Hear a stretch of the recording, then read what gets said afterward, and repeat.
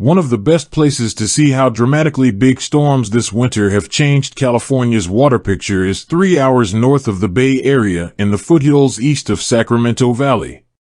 There, Lake Oroville, the second largest reservoir in California and a key component of the state's water system, has undergone a breathtaking transformation.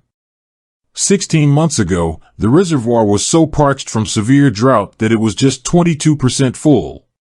For the first time since it opened in 1967, its power plant had shut down because there wasn't enough water to spin the turbines and generate electricity.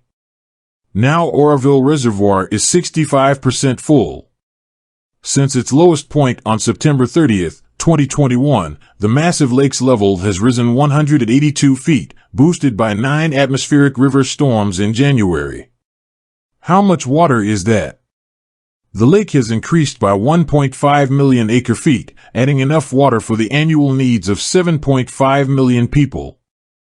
During the week that began January 9th, the raging storms that soaked California sent 360,000 acre-feet into Oroville, the equivalent of dumping in all of San Francisco's main water supply, Hetch Hetchy Reservoir in Yosemite National Park.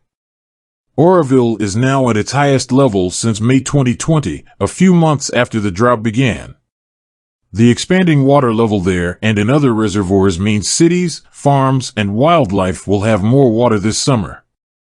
This is a fantastic way to be starting our winter, said Carla Namath, director of the State Department of Water Resources, on Wednesday during a visit to survey the biggest Sierra snowpack in nearly 30 years near Lake Tahoe.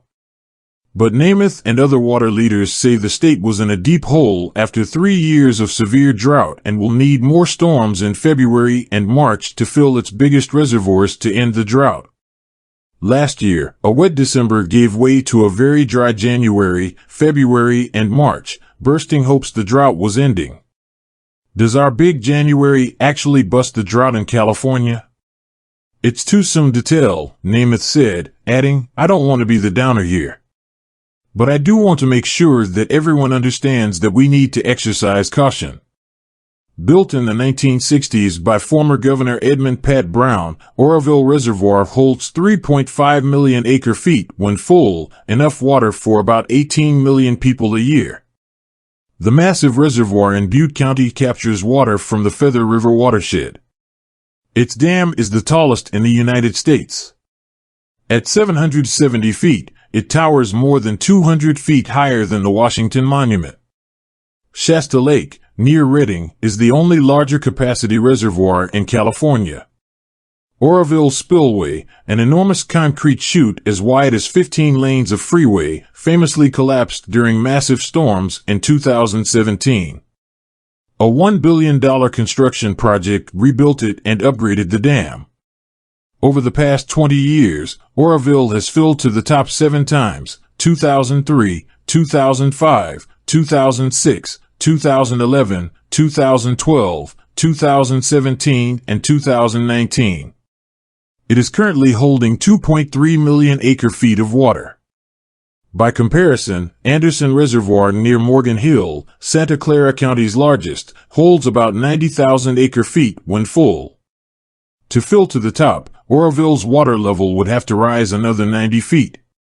When the massive Sierra snowpack, which Thursday was 206% of its historical average, begins to melt in the months to come, it is sure to increase storage levels at Oroville and other major reservoirs, experts say.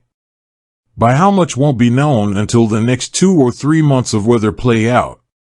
Even if it melts a bunch between now and April 1st, we are going to have a pretty good snowpack by April 1st, said Jay Lund, a professor of civil and environmental engineering at UC Davis. That's really good news compared to some of the drought years of the past.